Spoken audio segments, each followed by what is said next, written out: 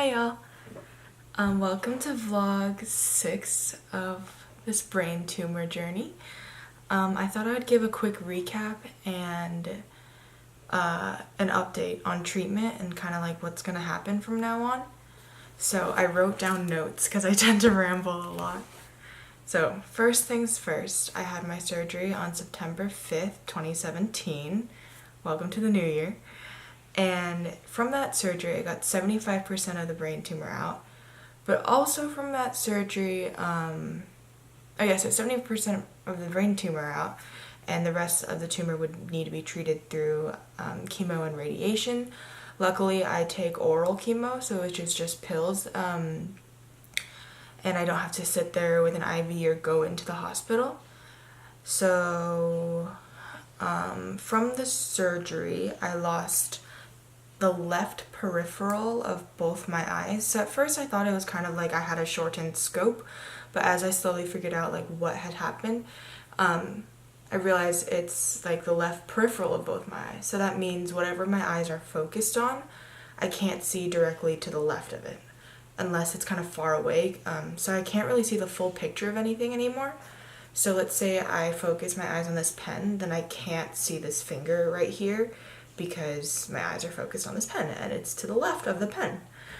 Yeah, hopefully that makes sense. So that's been kind of like an adjustment to make.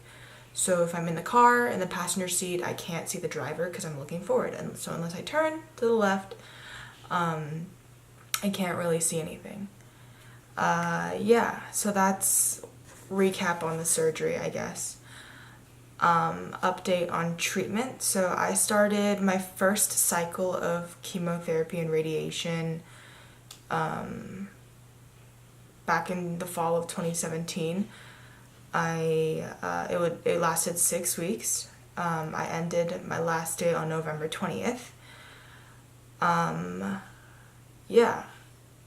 So I think I posted about that. And I guess a lot of people thought like that was kind of it. I'm actually going to be going into my second cycle soon, so it takes multiple cycles. It's not just like one, or I don't know how long it takes for other people, but for me it's going to take more than one cycle. Yeah, and so again, kind of a recap on surgery on September 5th. Without having a history of seizures before, during this surgery I guess I had a seizure, and post-surgery I had a seizure. So that led me to have a longer recovery time than normal. So I was in the ICU for a lot longer than maybe someone else who had received brain surgery. And that led to me obviously laying still for a lot longer than a person should lay still. And that led to blood clots in my arms and legs. Actually, I don't know about my legs, my arms. And so when you have blood clots, you have to go on blood thinners. So during the time of blood thinners in addition to many other medications from me, laying still and just having to deal with the swelling of the brain and stuff like that. So I was on blood thinners for a while, but because I had been on blood thinners, when radiation kind of like picks at your brain, picks at your brain, the blood thinners caused a bleed. And with that bleed, after the 6 weeks of chemo and radiation, they couldn't really get a clear MRI imaging of if chemo and radiation had been effective. Yeah, so my previous brain tumor vlog of like me being in ICU, that was from the bleed. And the bleed created like a lot of swelling and like pooling of blood. They kind of just needed to wait for that to disperse and like recycle into my body. So I didn't get an MRI for a while again. The MRI they took when I was back in the ICU during the bleed wasn't a clear image. After the bleed as well, or because of the bleed, I also have lost feeling in the left half of my body, which losing my left peripheral vision and then losing feeling in the left half of my body is not like a very convenient thing. So actually on January 10th I had an MRI for the first time since the bleed, and thankfully, thank God, the tumor has not grown. It hasn't really shrunken, but a lot of the swelling has gone down and um, shrunk, I think.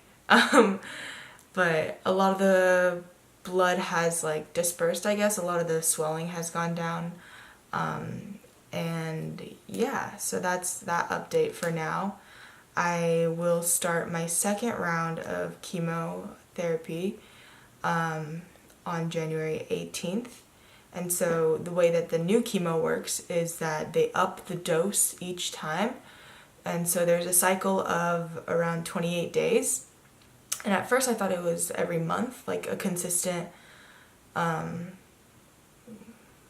5 days a month, but it's actually every 28 days. And so the way it works is every 28 days for 5 consecutive days, I will take my chemo pills at night. And every cycle, you up the dose to try to reach a goal dose.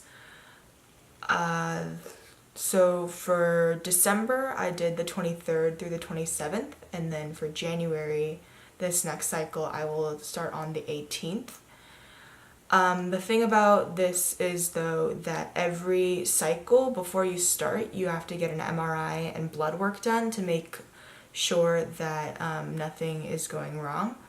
So you can't start your next cycle until your previous cycle is over. So my next MRI after this January cycle of the 18th is scheduled for February 14th on Valentine's Day. So I don't know if I'm cleared for a third cycle until January 14th. And whenever after that. So first cycle was technically in the fall when I had radiation every day and I would take the chemo pills every day. And now my second cycle is going to be January 18th, and then waiting for the MRI on February 14th to see if I'm cleared, and then I guess waiting again. And then, yeah, it's a lot of waiting just to see if I'm cleared each cycle, which makes it pretty difficult to plan anything because I don't know until each MRI if I have time to do anything, when the next cycle will start, when the next cycle will end. Yeah, it's a lot of waiting. I'm really hoping that during the February cycle, so I guess cycle 3, it doesn't land on my birthday. My birthday is February 19th. I'll be turning 20. Yeah, so I'm really, really hoping. It's actually on President's Day this year, which is kind of cool, I guess. I'm really hoping that it doesn't land on my birthday. Yeah, because the 5 days of chemo, especially if I'm upping the dose each time to reach my goal dose, it really like takes the wind out of you. During the first round back, the first cycle back in the fall of 2017, I didn't experience as many symptoms or side effects of chemo. I was definitely tired just from being on so many meds otherwise, and I've just grown used to being lazy now.